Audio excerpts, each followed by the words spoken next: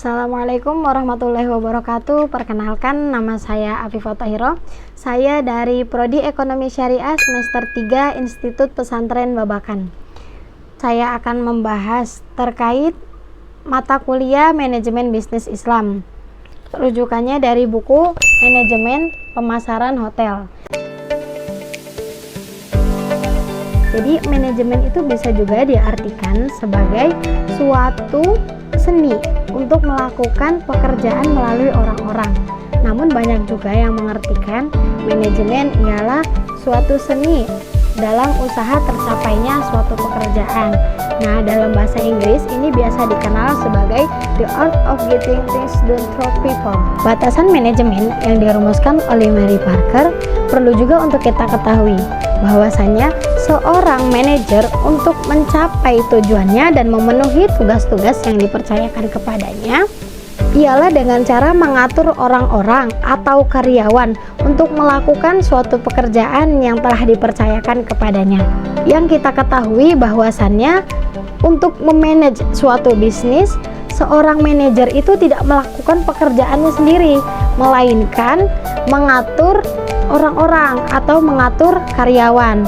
Sebaliknya, jikalau ada manajer yang melakukan pekerjaannya itu sendiri, maka itu bisa dikatakan manajer yang buruk atau bad manager. Terdapat pula kutipan dari buku, yaitu manajemen adalah suatu proses perencanaan, pengorganisasian, memimpin atau memberi pengarahan, pengendalian setiap upaya anggota atau karyawan, dan proses penggunaan semua sumber-sumber yang dimiliki organisasi atau perusahaan untuk mencapai tujuan yang sudah ditetapkan.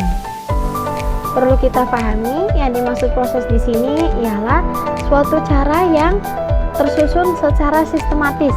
Jadi tidak sembarangan untuk mencapai tujuan dari suatu organisasi atau perusahaan tersebut. Selanjutnya ada fungsi manajemen. Yang pertama ada perencanaan atau planning. Nah, bagi seorang manajer itu harus dipikirkan secara matang. Tujuan apa yang ingin dicapai dan bagaimana cara untuk mencapai tujuan tersebut. Biasanya seorang manajer itu melakukannya dengan suatu metode, rencana atau logika yang spesifik. Jadi, tidak hanya sekedar perasaan atau perkiraan saja. Dengan adanya planning, kita dapat merumuskan tujuan yang ingin kita capai dan bagaimana cara-cara untuk mencapai tujuan, serta menciptakan sistem atau prosedur untuk melaksanakan atau mencapai tujuan yang kita maksud.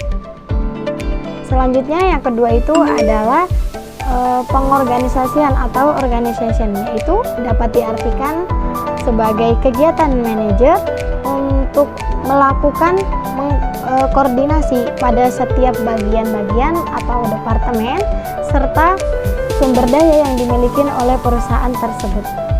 Efektif atau tidaknya suatu perusahaan dapat dilihat dari sebagaimana dia bisa memanfaatkan sumber daya yang ada.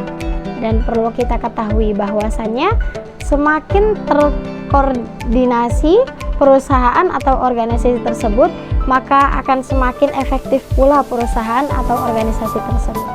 Selanjutnya adalah memberi pimpinan atau arahan, di mana seorang manajer itu bisa memberi motivasi atau memberi arahan serta memimpin karyawannya untuk melaksanakan tugas-tugas yang sudah ditanggungjawabkan. Dengan menciptakan suasana yang kondusif, pemimpin juga dapat membantu karyawannya untuk melakukan tugas atau pekerjaannya menjadi lebih baik dan lebih efektif, sehingga dapat menghasilkan pekerjaan yang sesuai dengan prosedur, sehingga sesuai dengan tujuan yang ingin dicapai. Selanjutnya yang terakhir itu ada pengendalian dan pengawasan, atau dalam bahasa Inggrisnya itu controlling. Nah, seorang manajer itu harus bisa mengawasi seorang karyawannya itu berjalan atau bekerja sesuai dengan arahan atau prosedur yang sudah ditetapkan. Ketika ada karyawan yang keluar dari prosedur, maka harus diluruskan. Sebagaimana pemimpin itu harus bisa mengawasi dan memastikan bahwasannya karyawannya tersebut bekerja sesuai dengan apa yang ditetapkan atau sesuai dengan prosedur tujuan dari organisasi atau perusahaan tersebut. Nah, terdapat juga beberapa fungsi dari pengendalian, di antaranya yang pertama untuk menetapkan standar karyawan, yang kedua untuk mengukur standar kerja karyawan dan membandingkan dengan standar kerja karyawan yang sudah ditetapkan. Yang ketiga, untuk meluruskan prestasi karyawan yang tidak sesuai dengan standar kerja. Nah, mungkin segitu sedikit pembahasan terkait manajemen. Cukup sekian, mohon maaf apabila ada kesalahan kata-kata. Wabillahi taufiq wal hidayah. Wassalamualaikum warahmatullahi wabarakatuh.